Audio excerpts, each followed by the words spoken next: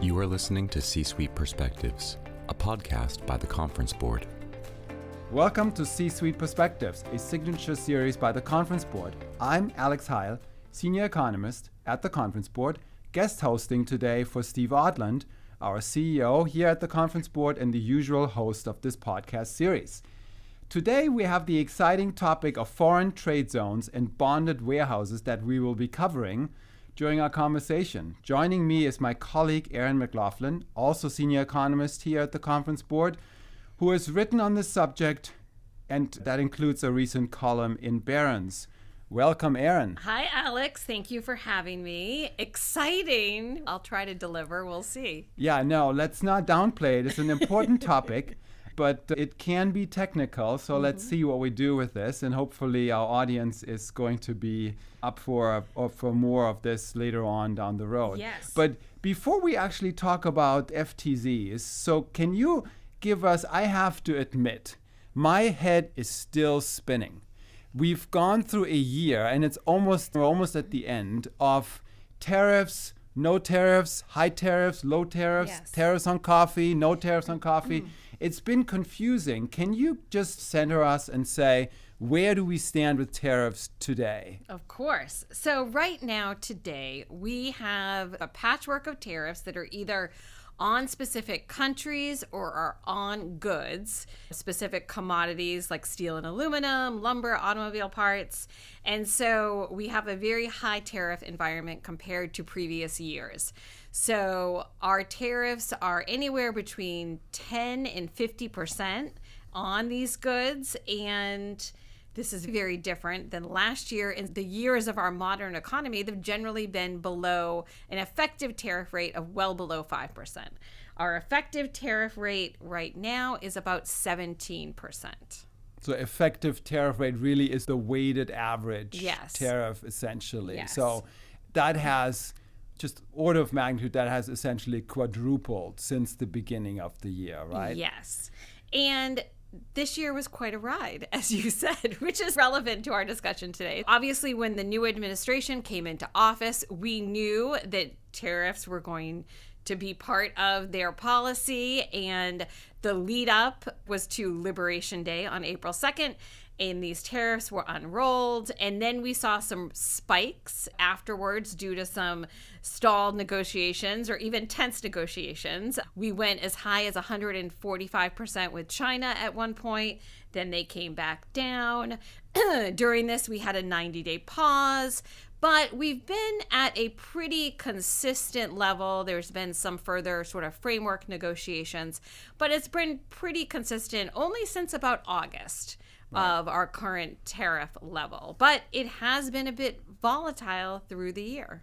So if I look at just economic performance of the economy, and let's just say we use the metaphor of the US economy being a car, then economists in the beginning of the year essentially were expecting that car was going to crash straight into a tree, and we were going to have a recession by the end of the year. But it turns out it's more like driving the car with the handbrake pulled up. From at least, we have some limited data, especially recent one available, but it seems like, talking to some of our macro colleagues here at the Conference Board, that growth has taken a hit, but it's not cratered, to use a technical term. And there's really a couple reasons for that. One is the volatility that I just described. Because the tariff rate has been up and down, and it was on certain products, again, like steel and aluminum, which is one of the first, and then was phased in perhaps for other products. It's not as if it was a one-time hike that sort of immediately slowed the economy. It has been more gradual than that. We've also noticed, and we think, that a lot of companies are absorbing some of the tariff increases within their supply chain.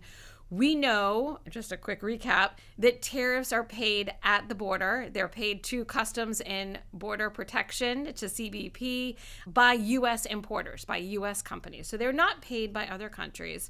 And we do have this thing called the Export-Import Price Index, which was not an index that we spent a lot of time looking at before this year, because it never really changed. And guess what? It still hasn't really changed. So that means that we are not paying lower prices as a result of other countries' exporters absorbing those tariffs. So basically, because that index is holding steady, we know the prices are holding fairly steady. And so that is entering the U.S.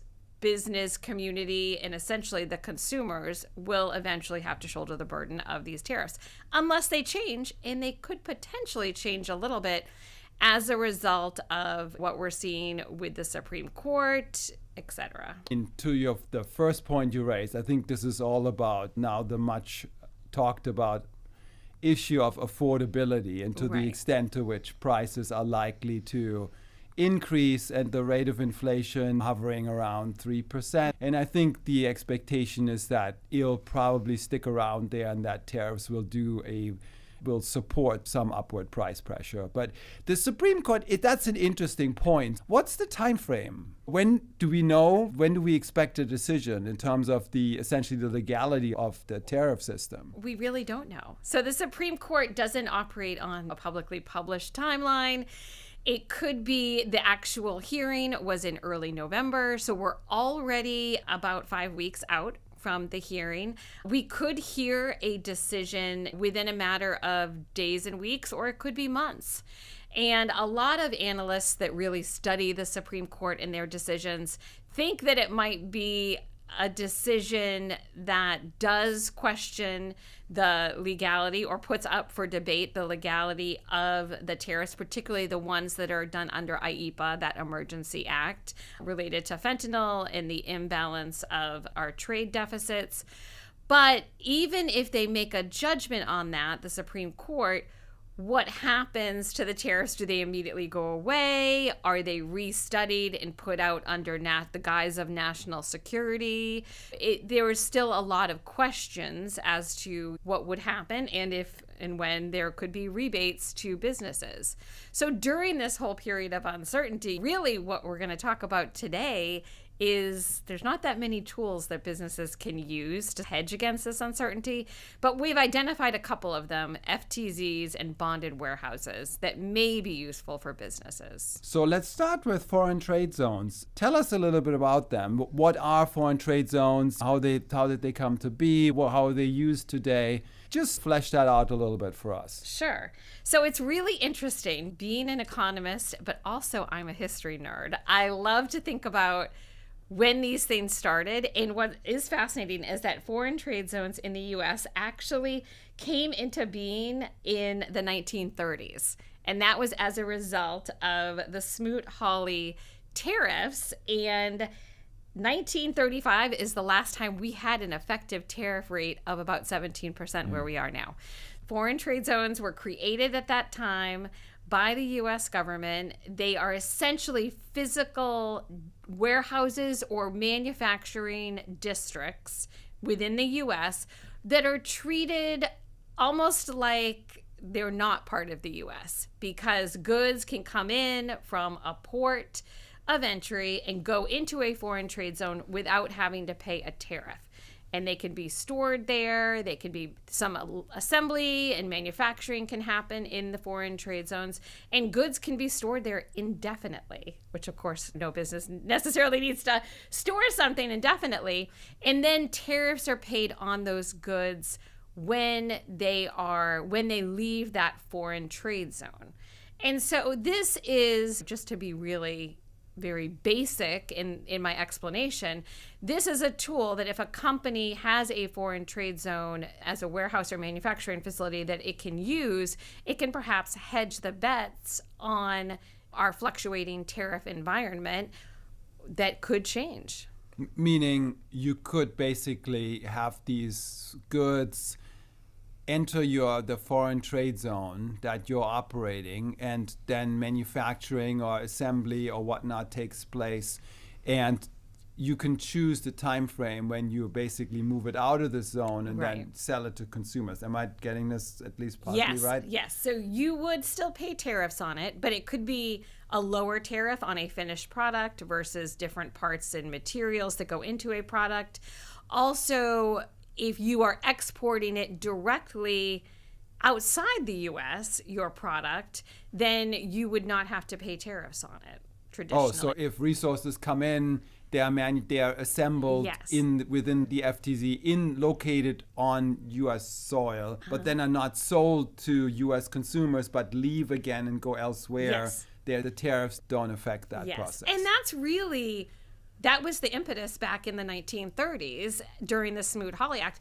America was still largely, especially in the 1930s and of course later in the 40s, was really a manufacturing hub for the world. And so they wanted to make sure that we were able to stay competitive globally with our products that are sold globally. And that was really how FTZs, foreign trade zones, were very useful. Now, I find it very interesting, and this is what my column in Barron's earlier this year was about, is that a lot of the tariff conversation and our conversation on onshoring and bringing manufacturing back in the U.S. has been ultimately with a view of selling to the U.S. consumer. But for so many companies, they also have to sell and be competitive globally. And so doesn't bringing manufacturing back to the U.S., we have to also put that lens on and try to create environments where businesses can be competitive globally and not be punished for our own tariffs, essentially. That makes sense. I presume this isn't just a situation where someone puts up a sign and calls it a foreign trade zone and then starts operating that way. There's a process, right? There is a process. So ultimately, these things are controlled by Customs and Border Protection and are instituted by the federal government, by a federal agency. And companies that have FTZs or decide that they would like their warehouse or their manufacturing facility to be an FTZ also generally need to have a sponsor. And the sponsors are usually the local ports or a local economic development authority. There's different terms for it. I'm not an attorney, so companies interested in this will certainly have to go through that process with an attorney and a customs broker of sorts. But essentially, they do go through a process that does last a couple months in order to get their warehouse or their facility zoned as an FTZ. We know that there are 200 FTZ programs in the U.S. They're in every single state. And they have taken in a value of shipments in 2023, which was the latest year we have data, at $949 billion. So there has been considerable growth in FTZs, but it's been steady and methodical over the years. But we've heard anecdotally over the last year that there is a 400% rise in interest in FTZs and bonded warehouses, which we'll talk more about in a minute, because companies are really trying to seek and optimize these tools in this sort of highly uncertain environment. I think that makes a lot of sense, especially in an environment where there's a lot of volatility with the tariff rate. You can shield yourself for the time being until you have some more clarity. That makes a lot of sense. So you mentioned they exist in all states, but is it fair to say that they're more prevalent in border states, or does it really not matter? I guess from an operations point of view, it doesn't matter. You can import goods, and then as long as they go to a designated zone, that's fine. But are there particular parts of the U.S. where they are more frequently set up? Not necessarily. So they really are geographically all over. Obviously, they are around seaports, but in the U.S., we have lots of inland ports. We have lots of other facilities where industry, trade, supply chains cross. So you'll often find them in those sort of intermodal areas. 3,400 companies operate in FTZs in the U.S. And I think what's interesting is not necessarily the geographic focus, but it's more of what industries are using or have been using FTZs leading up to this year. So the most popular companies that use FTZs are pharmaceutical companies that have to manufacture and blend ingredients and components from all throughout the world. Also, factories that assemble vehicle parts, and also energy and consumer electronics. So those are the most prevalent industries using these kinds of facilities. If a company is importing bananas and coffee, they're not going to an FTZ. It's more for goods that are going to be manipulated, manufactured, light assembly, where there may be a process related to the goods that come in. And that speaks to the whole economic development argument here, because you're essentially utilizing then U.S. labor in these kind of zones. And that's the justification for the, what did you call it, the host? The grantee, the host. Right, yeah. exactly. So a lot of states over time compete for manufacturing facilities in the U.S. And so your economic development authorities or partnerships in a given state or county would go form an FTZ. They would work with CBP to try to get maybe their industrial park in their county an FTZ so that they could attract manufacturing and make a great case for big companies to establish and hire their local labor. So clearly, maybe lots of executives after listening to this podcast are going to call their legal departments to see how to set this up. But if you had to forecast this, would you expect that into 26 and 27, next couple of years, that this is going to be a tool that more companies are going to be seeking out? The volume of trade that was flowing through these FTZs was already substantial from the data you were quoting. But this might also just be something that, because of this, the argument that you're utilizing U.S. labor might be something that is just, it's a desirable strategy by businesses. Yeah, I think it's absolutely a desirable strategy. So we know, for example, with the Supreme Court hearing, that we're not done with our tariff uncertainty and volatility. Right. Most likely, there's going to be some kind of change. At least that's what most people think. I think that too. And so if we do have further changes, are there going to be changes after that with regards to instituting different kinds of tariffs that are maybe against national security? Or so just, and then we're also looking at two of our three largest trading partners, Mexico and Canada. We have our trade agreement up next summer. The U.S.-Mexico-Canada trade agreement, NAFTA 2.0, is going to be renegotiated. And that may also just lend itself to using FTZs in order to insure yourself against potential issues with regards to cross-border trade between Canada and Mexico that maybe weren't a concern because your goods were covered by that trade agreement. And so I definitely think it's a tool that is going to be increasingly relevant over the next year, 2 years, 3 years. And that if I was a corporate executive, I would reach out to my supply chain folks and say, do we have an FTZ? Are we using these now? Should we try to incorporate more of our supply chain in existing FTZs? And or should we try to add FTZs to our supply chain? So, I mean, that renegotiation next year, that's going to be a big topic. And watch out, everyone. We're going to have you back, Erin, certainly talking about this because you're the resident expert on trade here at the conference board. But let's take a short break and we'll be right back with more of my conversation with Erin McLaughlin. What does the future of work mean for your employees? How will your company navigate the future of AI? Will there be a global recession? At the conference board, our experts translate the latest research and economic analysis into insights and real-time problem solving for your organization. Membership at the conference board provides your team with an assortment of knowledge from economics, marketing and communications, governance and sustainability, public policy, and human capital. As a member, you'll have access to our center experts, member-exclusive events, data and benchmarking tools, and peer sharing that will help you understand the present and shape the future. Consider becoming a conference board member today by visiting www.conference-board.org. Welcome back to C-Suite Perspectives. I'm your guest host, Alex Heil of the Conference Board. I'm joined by my colleague, Erin McLaughlin, senior economist with the Conference Board. Welcome back.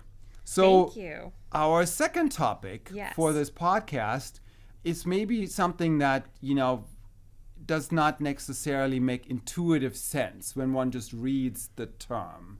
Unlike foreign trade zones, I think anybody can maybe envision what that looks like. But bonded warehouses, what are those? How are they different? How they're similar to foreign trade zones? Right. So they're like the cousin to foreign trade zones. They also have to be certified by Customs and Border Protection. But bonded warehouses, the major difference, there's a couple of major differences, but the major difference is in bonded warehouses, manufacturing can't really happen. It's more of a storage facility than a manufacturing facility. Now, there's different legal definitions of things like assembly and manufacturing and storage. Again, I'm not providing legal advice here, but essentially a bonded warehouse is where some light assembly can take place, but it's not a manufacturing facility. The other big difference is it's for a term of 5 years versus the foreign trade zone where goods can come in and sit tariff-free indefinitely until they leave. And so 5 years on the bonded warehouses, indefinitely in FTZs. And so that's really, and then the goods, the tariff is paid when the goods leave the bonded warehouse. So in thinking about 5 years from now, tariff policy could be very different than it is right now. And so the attractiveness of potentially using bonded warehouses is also there. And I think that's a tool that companies would also want to explore. Right. There's cost, obviously, with storage. And so there's limitations on how long one can potentially use that because of the opportunity cost. But do we have any data on the volume of business that flows, the volume of trade that flows through bonded warehouses compared to FTZs? Are they more prevalent, or is this sort of, since is it the small cousin that is not as much used? There is no data on this. I really think that bonded warehouses are something that people were not talking about until this year. My background is in commercial real estate and design and construction, and bonded warehouses were not something that have generally been targeted or really desired because, again, before this year, we had an effective tariff rate that was well below 5%. And so the necessity to hold a good, and FTZs have always had attractiveness because, again, as we said, you can export a finished product without paying tariffs. You can potentially pay a lower tariff on a finished product, and you have the ability to manufacture. For bonded warehouses, they haven't been very popular because there was really no need for them to be popular before this year. But folks are definitely very interested in them now. Yeah, that's interesting. It really sounds like it's an additional strategy. So if we don't have any data on the overall volume, do we have any data on type of industries, type of companies, type of products? Or is that equally black box, or a black warehouse, I should say? There's a little less information on them because they're private facilities. So essentially, a foreign trade zone, because you're generally going through, like we were talking about, a grantee, like a port authority or a local economic development authority, as well as CBP to get your facility certified. Bonded warehouses, you do have to go through a certification process and track them, but these are generally just warehouses. And there is a process. It takes 2 or 3 months, is my understanding, but it is a private facility. There also may be some ability for companies to lease space in existing bonded warehouses and have some flexibility, but there is some added cost for bonded warehouses because things need to be tracked and reported on in a different way than your typical warehouse. Interesting. This is a real niche, right, essentially, when it comes to trade and operations thereof. But you certainly covered the main ground of tariffs and trade throughout this year. Can you give our listeners just a little bit of a sense of the resources that you have established and that we have available here at the conference board if anyone wanted to learn more about tariffs and trade? Absolutely. So firstly, and it's one of our most visited pages this year, we do have a tariff tracker on our website that sort of lists the tariff rate on our major trading partners, our top 17 trading partners, as well as on the big commodities like steel and aluminum, lumber, automobile parts, things that are experiencing tariffs. Most folks don't want to have to comb through the executive orders and parse this stuff out week by week. So we've been doing that for you, and we have a tracker that lists that. Then we also have different articles and stories. A lot of them are in our Navigating Washington hub.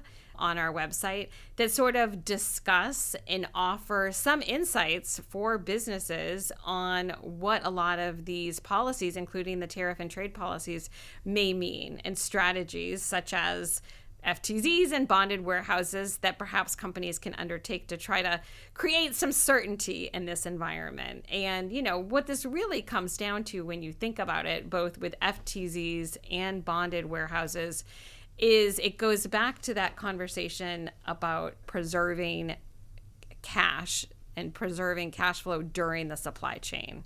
And it is related to that conversation about how we know that the tariff burden is presenting itself on American importers, and they're the ones paying the tariffs. And so in order to protect their cash flow and in order to hedge against future changes, that's really where the FTZs and the bonded warehouses can be used.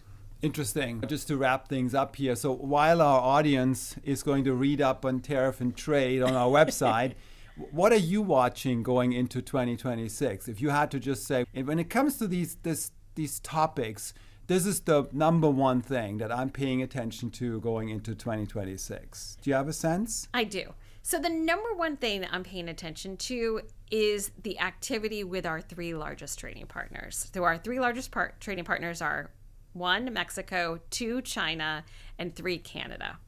And what we've seen in 2025 is a significant decline in trade, both imports and exports between China and Canada. We have not seen a significant decline really in Mexico. But all three of those countries are basically the three countries for which we do not have established trade agreements with. We kicked that China one for 12 months, so that's now November of next year. And we know with Canada and Mexico, there's going to be a renegotiation of the U.S.-Mexico-Canada agreement, aka NAFTA 2.0. And so there's just a lot of uncertainty ahead. Those are by far our three largest trading partners. And stay tuned, there's lots more to come. And I think this is actually a very fascinating topic. Thank you so much for joining us today, Erin. Thank you for having me.